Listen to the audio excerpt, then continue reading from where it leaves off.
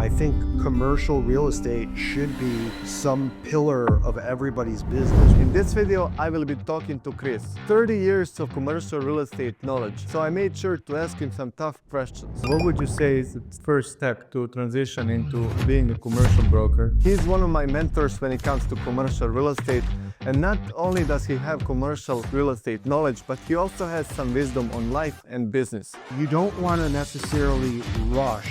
I found it very, very beneficial to just kind of relax a little bit, especially when people are angry. So without further ado, let's jump into the video. All right, Chris, thank you so much for having us here today. So where are we now? George, we're at Barrage Machine here, Cleveland, Ohio. It's my machine shop. Oh, you have a machine shop? Yeah, believe it or not. So you've been selling real estate for how many years? This is my 31st year in the business. Wow. Yeah. Right. Originally, I was licensed. I was still licensed in Illinois, but Chicago was my primary market when I got started. And when was it? That was like 80s, 90s? 1994. Wow. Yeah. So this is like coming into my 31st year. So Shocking. was that your full-time career when it started, or how? It was. I was 20 years old when I got my license, and so I went. Then I don't know if it changed. I don't know if this is state by state, but in Illinois at the time, you had to have either 2 years of college credit or be 21 years old to get your real estate license.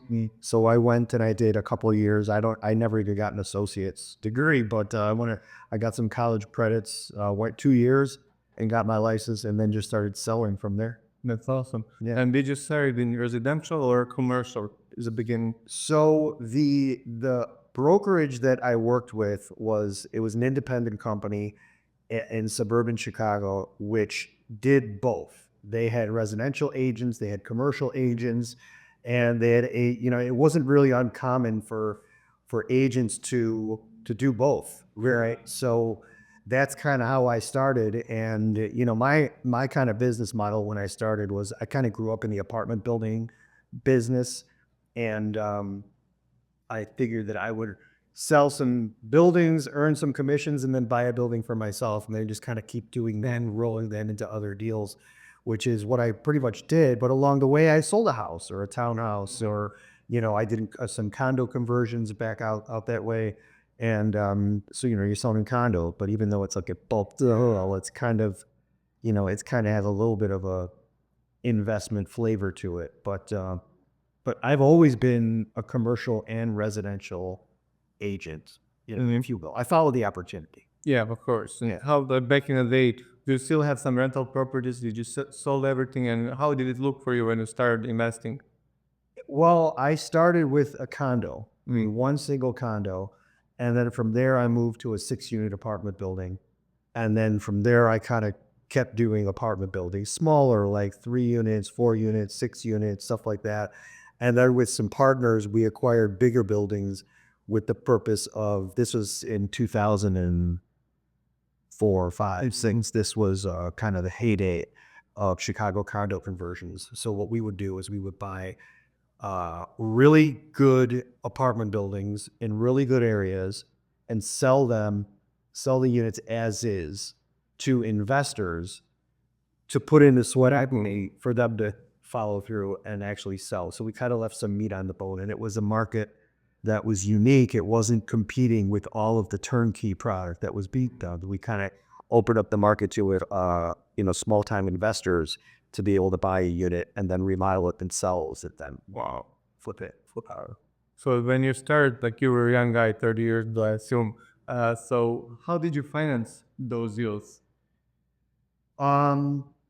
So the first deal I did was a condo, and when you're Just a single it was condo. a single condominium. It was a 1-bedroom condo. For anybody that's watching from Chicago, from the Chicago area, it was on Sheridan Road near Loyola. And it was a little 1-bedroom in a big 600-unit condo high-rise type building that I bought for the purposes of renting. And I was a real estate agent at the time, making no money, I don't even know what my tax returns were back then. I always bought the unit before I made a commission. Yeah. But it was also $32,000. Can you imagine buying a walk condo in Chicago for $32,000 today. That's great. Yeah, it was nuts.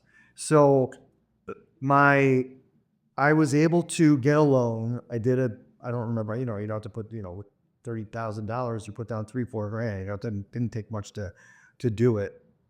And then from there, I did the 6-unit building. I had saved enough money to do like a 20% down deal. But, getting into some of the other deals and getting into some of the other developments, we took some outside investors and, kind of borrowed down payments, and then, took interest reserve money from banks, from lenders that, so that we could do some of the renovations on the buildings and stuff like that. Hmm. So I mean, that was early 2000s, 90s, let's say. Yeah. So how is it more competitive today to find a deal, to lock the deal, and to get the loan, or would you say it was easier to find deals back then or today? I think it's much more competitive today. Why I said the internet and the accessibility to deals and to people and to ownership information. Everybody's a guru. YouTube is full, listen, we're going to be on YouTube here, but it's full of people teaching you how to buy apartment buildings and multifamily and commercial real estate and all these, creative financing, all this kind of stuff.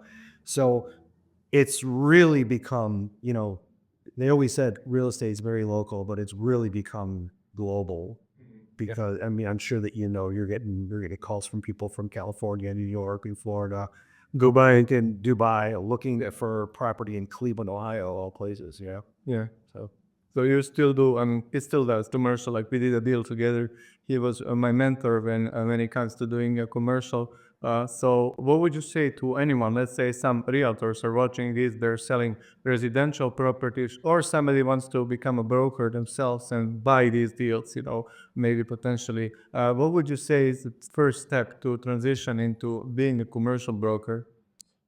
I think that if you're a residential agent, I don't think you should be afraid. I think what I've found since I've moved to the city of Cleveland, Northeast Ohio, is that most residential agents are absolutely terrified of touching anything commercial. And I found that when I came here, I found that really, really strange. Um, but it just is what it is. And I don't think anybody should fear it. I think commercial real estate should be some pillar of everybody's business, whether you refer the business out or you take a stab at it yourself, or maybe you bring in a partner like you did to, kind of co-list. But there's a lot of business out there, and there's a time for everything. There's a time to refer it out to somebody that's really specific. Like if it's some kind of really specific property, maybe you want to farm it out. If it's a 6-unit apartment building, you're not selling the key bank building here or anything. Yeah. You know what I mean? And, I think that brokers out there, and when I say brokers, I mean like say managing brokers of offices, they have to worry about liability, and they have to worry about, people not doing what they know what to do and not to do. But the reality of it is that if you're a brand new licensee and you sell residential real estate, you don't know anything anyway.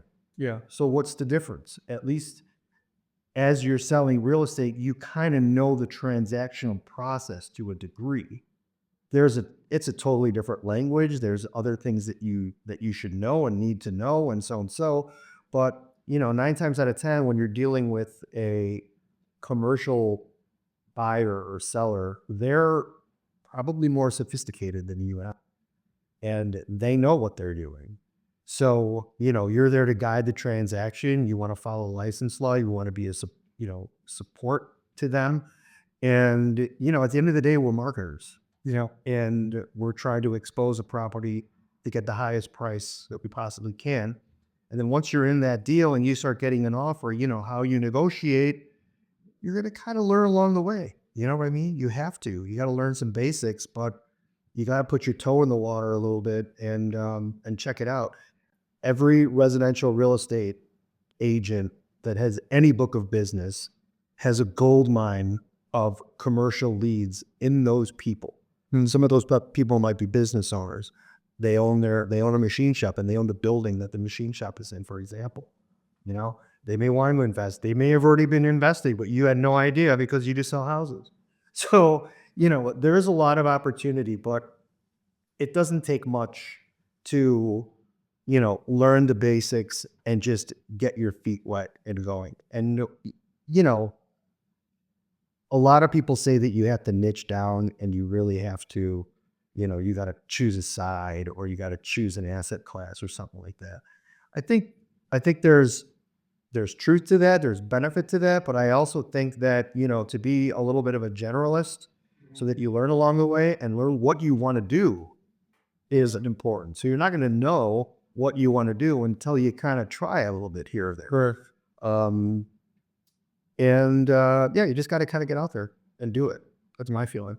And my big takeaway when doing a commercial deal, when we did that deal, is people like to overcomplicate things. I was the same way, we need this paper and this paper. What you told me, and it's a big takeaway from when you do commercial, is you just need a piece of paper and all the numbers. Don't overcomplicate things with big flyers and everything. So you swear about that. Yeah, so I think that's a huge point. In fact, I just requested information on a 6-unit apartment building yesterday, or maybe I requested it last week, but I finally got the reply to my request yesterday. And the mess of nonsense that was supplied to me, I had to spend an hour just to figure out what was what. To me, and let's talk about investment property with tenants. Okay, I'm not talking about like an owner occupied 20,000 square foot, say, manufacturing facility. I'm talking about stuff with a rent roll, with leases and stuff like that. You should be able to put the majority of the information on one piece of paper. Your rent roll, your lease, your unit type, your rents, your security deposits, the basics of the expenses, the property taxes, insurance, utilities, repairs, maintenance, those kind of things. When you're marketing something, especially when you're giving information to brokers, if you want to try to impress buyers and have this 50-page operating memorandum, that's all great. But they're only going to look at one page. They're only going to seek out, they're going to get rid of all the pictures, they're going to get rid of all the maps and all the demographics and all that stuff, and they're going to look for the numbers. So if you can condense everything to one page for them to look at, and if it makes sense from the one page, then follow up with all the pictures and all the fancy stuff. You know what I mean? Because nobody's got time to go through a 30-page offering memorandum to decide whether it's worth spending any time on it at all. Yeah. You know what I mean? And, there's, in multifamily, a lot of people, they ask for T12s, trailing 12-month of income and expenses. I never give a T12 to somebody that just calls me on the phone. Why would you? Because they asked for it and they feel they need it to evaluate the deal. If you need a trailing 12 months on a 6-unit apartment building to evaluate a deal, you're not a buyer. You've never bought a building before. You don't know what you're doing. I will be more than happy to give you a T12 after you see my one-pager and you write an offer and we can negotiate off this one page. I'm not hiding anything. Maybe some people do. Maybe some people are liars. I don't know. I'm not. I keep it transparent. That front page, what would you put there? I would put, let's just say, for example, it's a 6-unit apartment building. I would list each unit 1, 2, 3, 4, 5, 2-bedroom, 1-bath, 2-bedroom, 1-bath, et cetera, the actual rent that the lease says, let's assume that it's a full building, the actual rent on the lease, maybe my projection of what the market could be, the lease dates, the start of the lease, the expiration of the lease, and the security deposit. There's your income. You add that up. That's your income. Is there laundry income? Add that. Is there parking income? You can add that. But that's your basic gross income right there. Then below that, put your basic expenses. The average person, not even the average person, the person that's going to buy the building that knows what they're doing is going to have their own form, their own pro forma, their own software. They're going to plug in all this stuff, right? And they're going to use some of their own numbers. So I'm going to give you the basics. I'm going to give you the property tax, the insurance, the utilities, I'm going to put a management figure in there because everybody does, even if it's self-managed. I'm going to put a management figure. There's going to be a vacancy factor in there. Everybody's going to put that anyway. And then I'm going to put a factor for like repairs and maintenance and supplies and maybe landscaping, snow removal, those basic things. And from there, anybody is going to look at it. They're going to either agree, they may have some questions on that, which we can get answered. They may want to add certain things. They may not be happy with my management rate of 8%. They may not be happy with the 5%, but they're gonna take the template and then move it over into their own template and put it together. And that's how they're gonna underwrite it. And that's fine.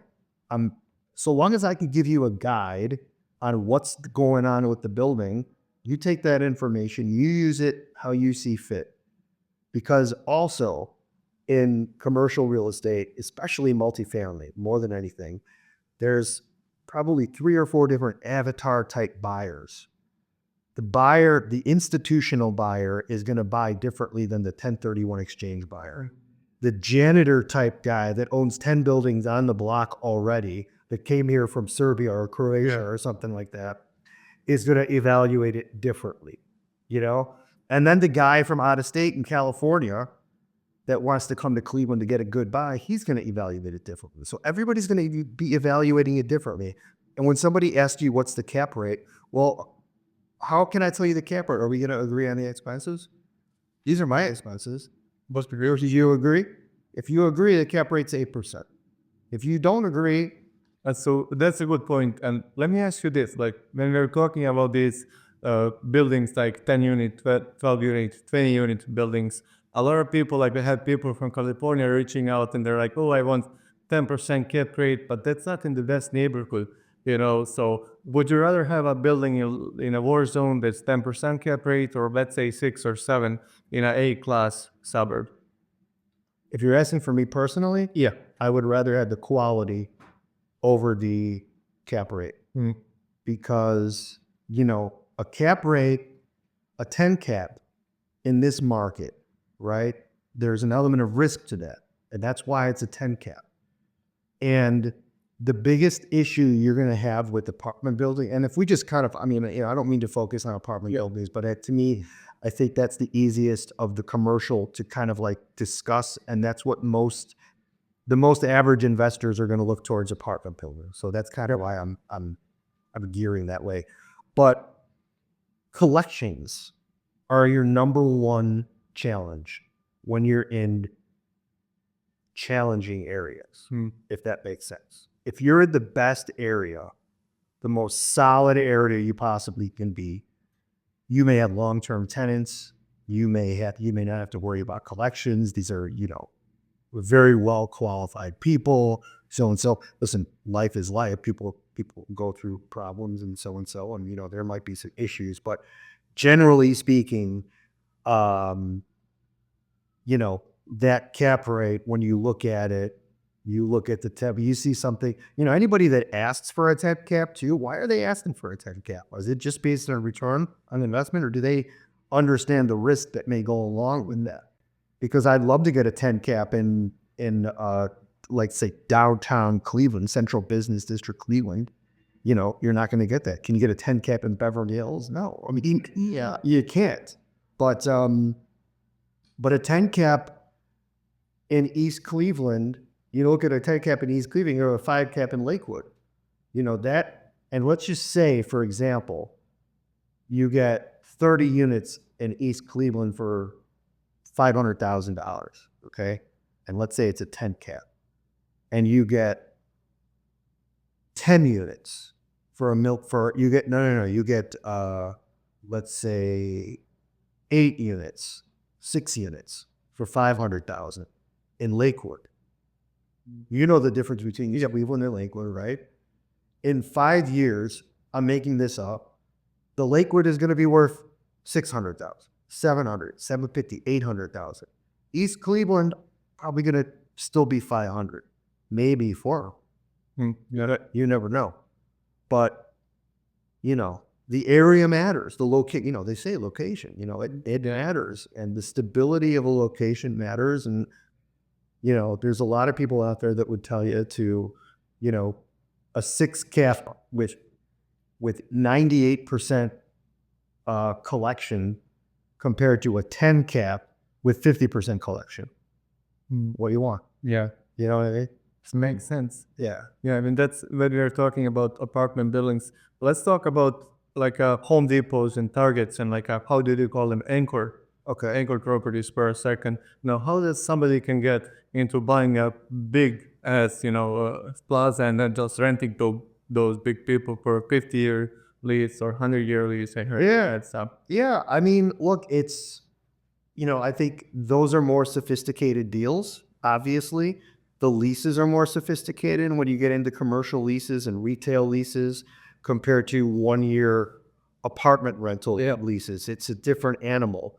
The other thing that, people have to think, investors have to think about, and, and I'm talking about maybe investors that are just getting started and, maybe not recognize, or maybe apartment investors don't really realize that there's an amount of money needed to be invested into those shopping plazas when you have a vacancy.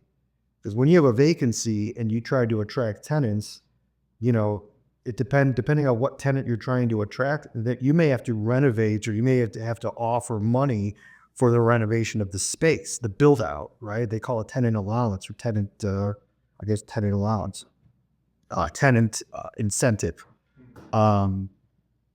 To renovate the space. And that could be a dollar amount, it could be free rent, it could be you building out the space for them.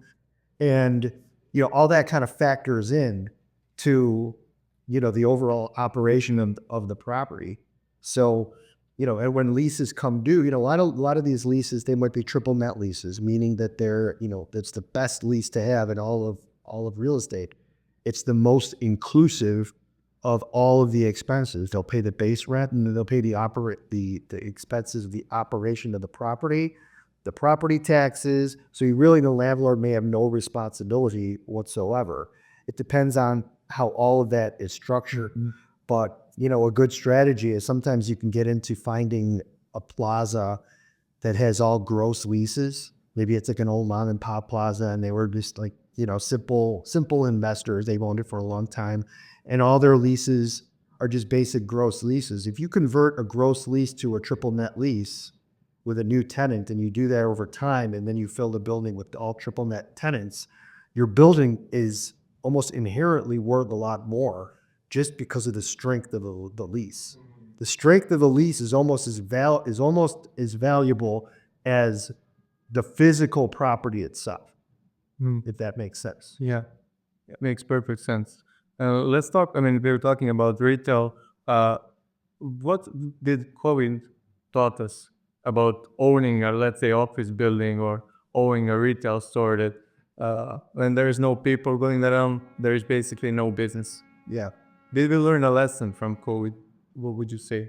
I'm sure we all learned a lot of lessons from COVID. Yet, from a real estate standpoint, I think, in hindsight, you probably respect how resilient the real estate business is, and how resilient people can be when it comes to operating their businesses and, kind of weathering that storm. There was a lot of opportunity to buy during, it was weird because, as COVID progressed, the prices kept going up. Actually, it wasn't like there was like a moment where everybody thought that there'd be like this fire sale, like nobody could buy anything, everybody was terrified, but it didn't last very long. And then, it wasn't like the financial crisis where there was like a freeze on money. The money was still kind of available. Plus, if people had cash, they were able to buy anyway. But, it did disrupt a lot of things, with the remote working and stuff like that. I think it was a big disruptor that way. It disrupted the way we eat, the way we cook, the way we order food, the way we go out. I mean, it changed a lot of society, I think. And then, you translate that into real estate. Offices, they got hit lot of people they held that. A lot of companies they either shut down their offices or they consolidated or they shrunk their space. A lot of restaurants went to carry out. That was a big deal. It's kind of coming. It's kind of back now. Anyway, sit down restaurants. I mean, obviously, but I think some businesses completely pivoted and stuck just with carry out, and because there's still an employee shortage, a labor shortage. So running restaurants, it takes a lot of people to run a restaurant, but it doesn't take a lot of people to run a carry out. Yes, yes, 100%. So So when it comes to your point, when it comes to, let's say you buy a 4 unit apartment building and on the first level you have 2 restaurants or you have a pizza shop. When you're considering buying something like that, do you care about how those businesses are operating? Are they profitable? Do you care or you don't care as long as they pay rent? So, I mean, really surface level, yeah. I mean, really all you care about is that they pay rent and how they pay their rent. You'd like to see your tenants be a profitable business, um, profitable so that they're able to pay their rent. Um, but at the end of the day, as the landlord, how you get your rent, so long as you get your rent, you're really kind of happy that you do. I think that these mixed use buildings, a lot of mixed use buildings, when you talk about apartments above and like storefronts below, the tenant profile of those buildings predominantly is like kind of mom and pop type businesses, family businesses. And there's a lot of credibility to that because that family business is everything to that family. So they're going to do whatever they possibly can to keep that business going. And I think it's an appreciated tenant profile. Everybody likes to get the Subway or the Dunkin' Donuts or the national names, the big credit tenants and stuff like that, the Starbucks. Amazing to have a tenant like that, on the surface, you're lending. It's easier to get financing when you have a tenant like that. Um, so there's obviously there's pluses and minuses to the whole thing, but I think there's a guy I talked to a little while back, and a Cleveland guy, and he thinks that that the mixed use is kind of an underappreciated asset class. People tend to shy away from it, and because of that, there might be an opportunity. Might be an opportunity there. I don't know if that's true or not, but listen, I mean, if you can make it work, it's nice. Sometimes you can you have a vacancy in the storefront for a while. You got the apartments above kind of funding the deal. Or if you got a really good commercial tenant downstairs, you don't even need to rent the apartments. You got to deal with the apartment renter stuff that you have to, the maintenance of that. So there are some options, but if you have a good tenants in a mixed use building, you can gross a lot, pretty good amount of money. I think. Yeah. I mean, I see all over the place, like mixed use properties. They're selling now from the COVID. Maybe they had vacancy stuff, but it's really hard. What I saw, it's really hard to finance those deals. See, they have certain vacancies down there. Every lender is asking for some proof of income so they can see the deal is really good. Yeah.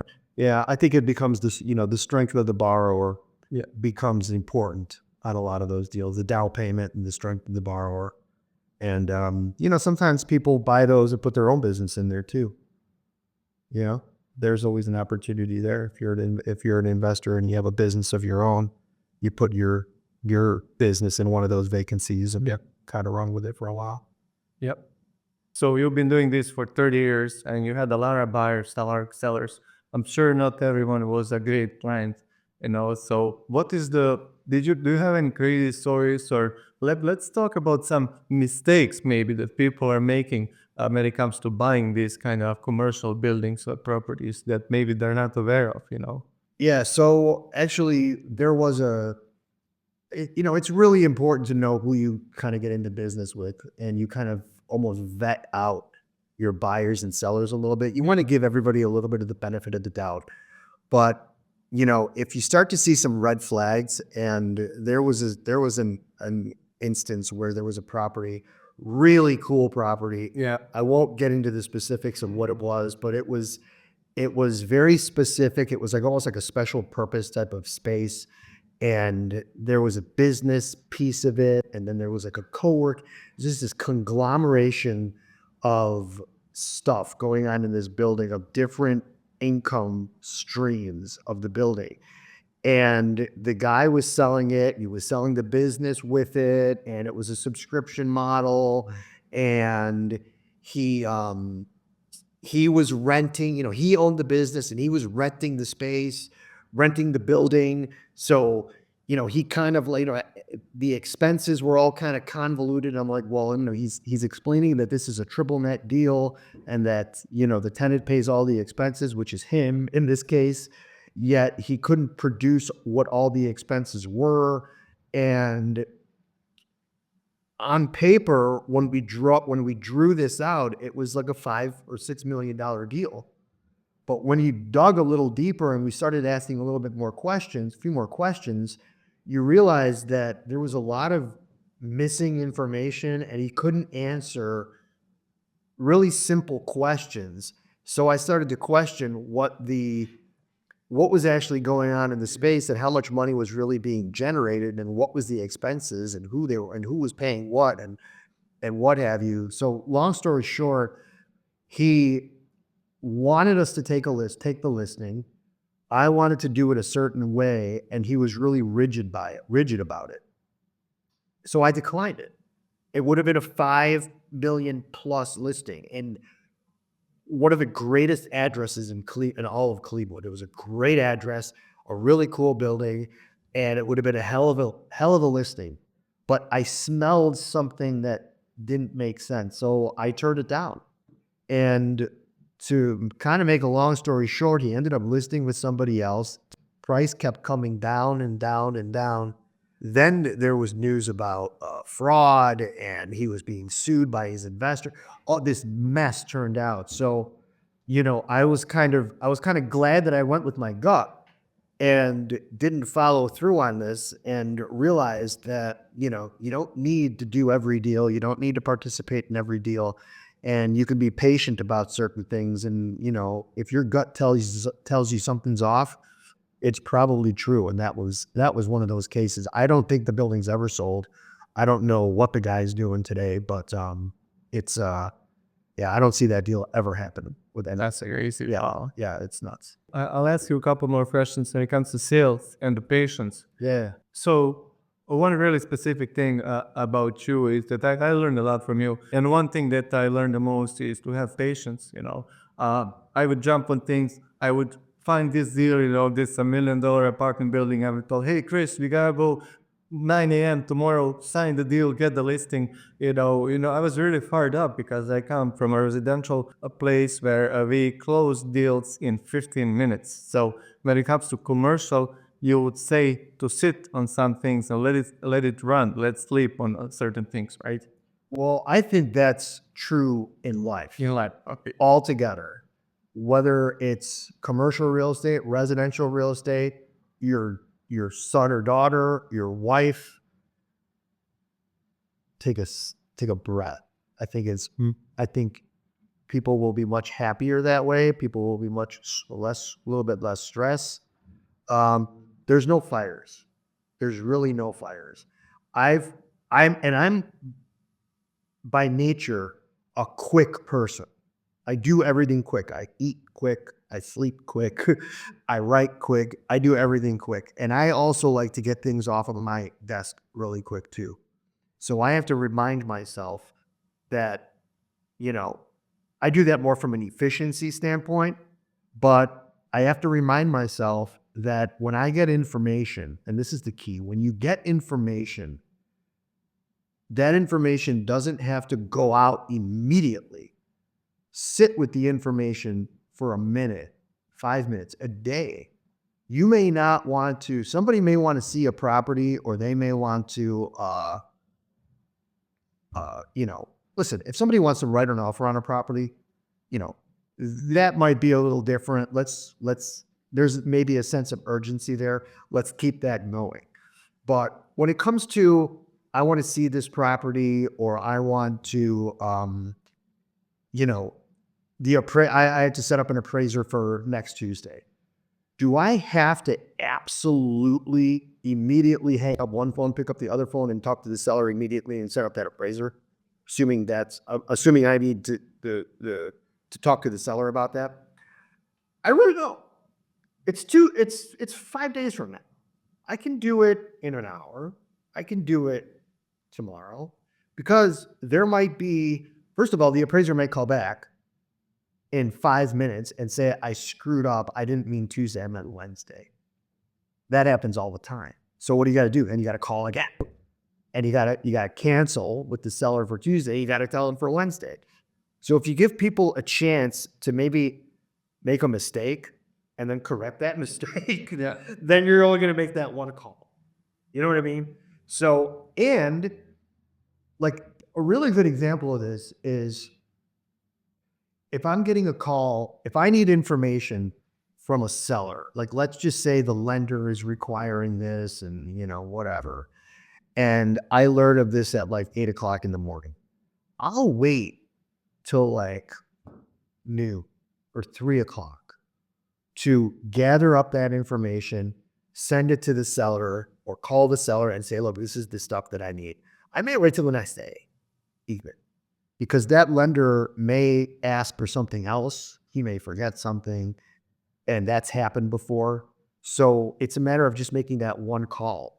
And plus, there might be other things that come up during those several hours that you can have the conversation with the seller at the same time. And sometimes you get bad news that you have to share with a seller, right? And that too, you don't want to necessarily rush. And I don't mean keeping information from somebody, but if you give yourself a little patience, number one, digest what the bad news is so that you can formulate maybe a presentation on how to pass that information along to your seller or your client. But you may get some other news that goes along with the whole scope that will help you in that conversation and maybe make it a little bit of an easier conversation. So, there are times when you have to act, and then there's times where, if you just take a beat and just kind of like formulate yourself and give yourself a chance to prepare, you'd be surprised how many other things can come along that you can then share that additional information too. So I don't know. I found it very, very beneficial to just kind of relax a little bit, especially when people are angry. A lot of times people get angry about whatever. Sometimes it's really valid reasons. Sometimes it's not valid reasons. And if you had a nasty email from somebody and then responded immediately, that it's almost going to like perpetuate this. So what you're saying is like not to be reactive. Exactly. That's what I learned from you. Just calm down. Yeah, and respond immediately. Let them wait. Let it sit. Let's all digest. Yes. And that is a totally different response than where it is in the moment. That's exactly right. You couldn't have said it better. Not be reactive. Let it marinate.